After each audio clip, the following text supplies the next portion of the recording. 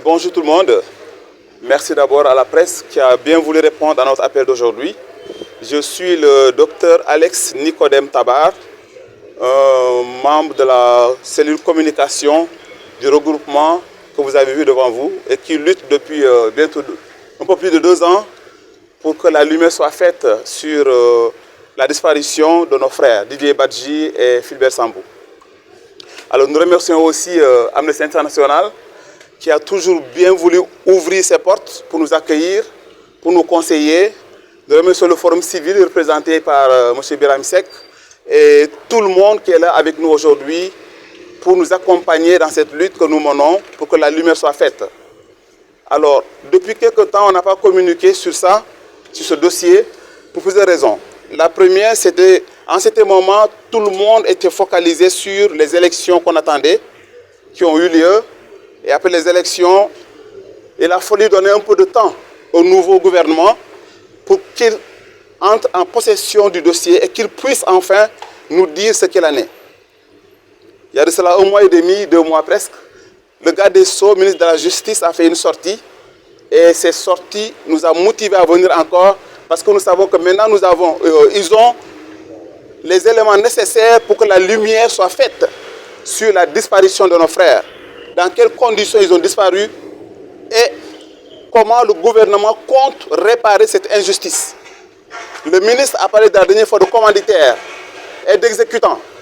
qui seront identifiés et qui paieront. Nous attendons que le gouvernement passe à l'action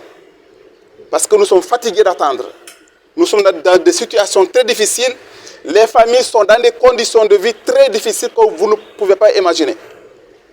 Alors nous sommes là aujourd'hui pour lancer un appel. Le ministre de la Justice en a parlé, le Premier ministre en a parlé, le président de la République en a parlé. Ça fait maintenant 8 mois qu'on attend. Je pense qu'il est temps vraiment qu'on nous dise quelque chose. Et que les Sénégalais qui attendent d'avoir des explications claires sur ce dossier soient édifiés. Aujourd'hui, nous sommes en connexion, comme nous l'avons toujours dit, avec nos parents qui sont au village, dans les îles Bliss, constituées de 5 îles.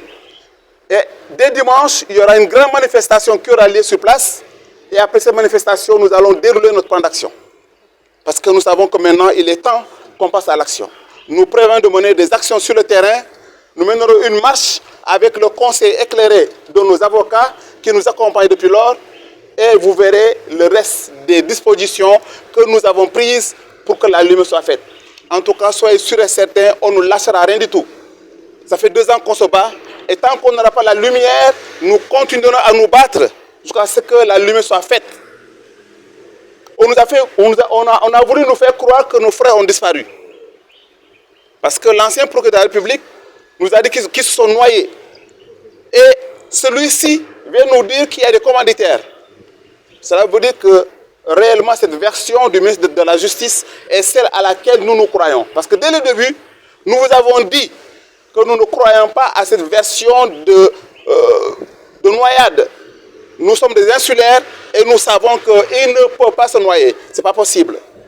Alors si aujourd'hui on nous parle de commanditaires, nous attendons que ces commanditaires soient traqués et que la justice soit faite. Il y a des gens qui ont été interpellés et au début les gens pensaient que c'était au sujet de ce dossier. Mais on ne nous a jamais dit que telle personne a été de façon officielle arrêtée et que voilà ce qui en est. Donc nous voulons vraiment que la justice fasse son travail sur les conditions de la disparition, sur ce que l'État prévoit de faire, surtout pour les familles des disparus. Didier Badji, jusqu'à aujourd'hui, on nous a dit qu'il a disparu, on n'a pas vu son corps. Donc une disparition veut dire que même ses biens, sa famille ne peut même pas en profiter. Il est parti, quelques mois après, sa femme est décédée. Imaginez dans quelles conditions ses enfants sont, dans quelles conditions sa famille est aujourd'hui. Nous voulons vraiment que l'État nous dise des choses claires et que l'État prenne en charge les familles de ces disparus. Donc c'est ce que je voulais dire en français. Je laisse la parole à mon frère qui s'exprime en Wolof pour que vous puissiez faire passer le message autant en français qu'en Wolof. Merci beaucoup. Je suis Alain Diédhiou. Je yor lépp loo xam ne jokkoo la ak ñoo xam ne ñoo fi taxaw mbirum ak yelleef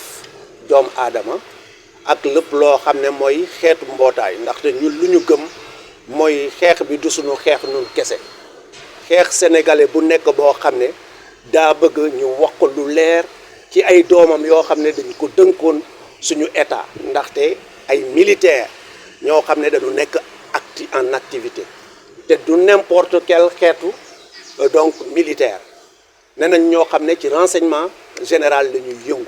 normalement ñooñu bu ñu réeroon suuf ji yëpp war nañ ko yëngal ñu xam fu nu ne ndaxte information yooyu ñu yor ay information yu sensible sama mag bi jógee wax fii wax nañu fi lu leer ñun dès le début dañu musul gëm ni ki dañu lab te tey jii comme nu mu ko waxee garde des Sceaux bu mu waxee assemblée nationale sénégalais bu nekk xam na ni ki version boobu kenn mënatu ko téye lu ñu mën a téye mooy lu xel mën a nangu ndaxte ñaari doom ñoo xam ne ay nitu ndox la ñoo xam ne bu ñuy nekk tout tànk la ñu mën a fay te yàlla wone na bu ñu defee sorti suñuy yaay yi ak suñu pap yi bu ñu génnee village wan nañ leen ay xale yu ndaw yu fay ay waxtu ak ay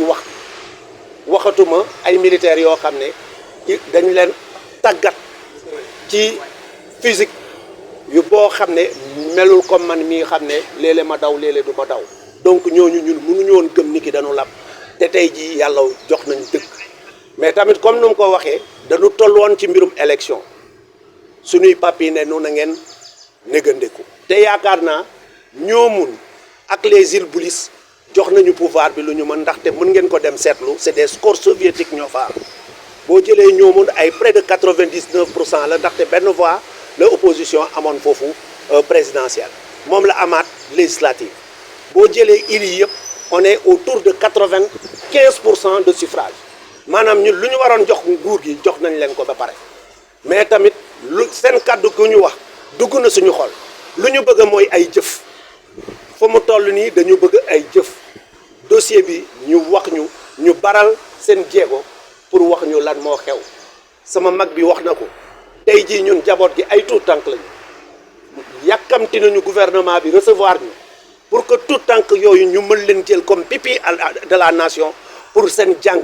ñu mën leen aar et même psychologiquement accompagnement psychologique bu ñu war a am ñu am ko waxoon nañ ko fii ay xale entre ñu ci gën a tuuti ñu ngi entre 15 ay 9 ans ñooñu war nañ leen mën a taxaw donc ñun loolu am na kii mais lu ñu mën a wax mooy ñun on va rester vigilant du ñu bàyyi dara démb wax la gënoon métti te démb boobu bu Macky Sall nekkee fii ci nguur gi ca la ñu taxaw di wax kon tey jii amuñu leneen lu ñuy tiit dañuy continuer wax parce que bëgg nañu lépp mu leer ci bëtu sénégalais yi ñuy wax ñu suñu doom yooyu naka la ñu réere kan moo yónnee pour ñu faagaagal leen kan moo leen faati donc loolaa tax tey jii ñu ñëw taxaw ak yéen comme nu mu ko waxee suñuy kaddu day dem ci cant ak ngërëm ñan ngërëm société civile à travers le forum civil ngërëm Amnesty mais tamit RADDHO ak yi ñeneen ñoo xam ne dañuy yënga ci ak yelleef ñoo xam ne depuis démb ba tey ñu ngi ak ñun mais tamit gërëm suñuy avocats yi ndaxte tamit du kenn du ñoom ndaxte depuis boobu tey ñu lu ne ñu ngi koy def pour que dossier bi mën a avancer moo tax tey jii dañu ne dinañ ñëw jàkkaarloo ak sénégalais yi wax leen ni ki suñu métit ñu ngi suñu métit ba tey mais tamit lu ñu bëgg mooy nanu baral jéego yi pour ñu mën a am kii tamit ñu leen di remercier yéen taskat xibaar yi ndaxte saa yu ñu woote ngeen ñëw jël suñu kàddu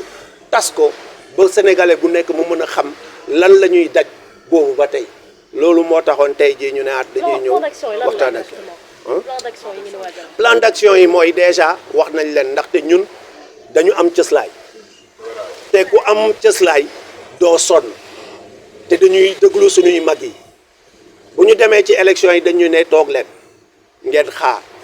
ba ñu gis lu yàlla di def ndaxte ñun jóg nañu te incha allah yàlla dinañu may ndam